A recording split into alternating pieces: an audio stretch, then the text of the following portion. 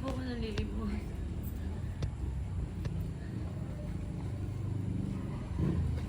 Hindi siya. Dominic. Ang ginagawa mo dyan? Kailangan pa na uwi. Ano nangyari sa'yo? Disgrasya ka ba?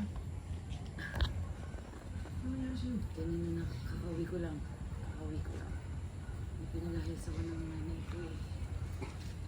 Hindi niya kasi natanggap yung anak na ako. Anak ko kayo. Kay Prem. Hindi ka niya pinilagay.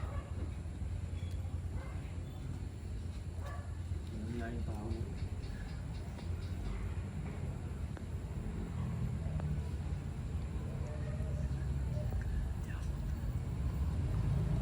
Iyak na nga ako eh. Wala kami matulungan ang anak ko ngayon. Pinalahis.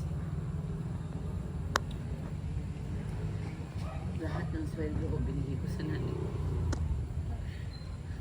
Kahit yung dala ko sa pag-uwi ko, lahat ginawa niya. Hindi ko na alam. Minsan ko may matutulog ngayong gabi. 20 pesos na lang pera.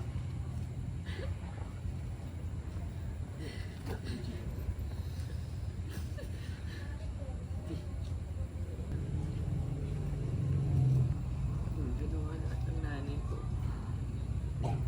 Lahat ng dalawang sweldo. Ano na? Alam yung pera ko. Hindi ko alam saan kami matutulog ngayong gabi.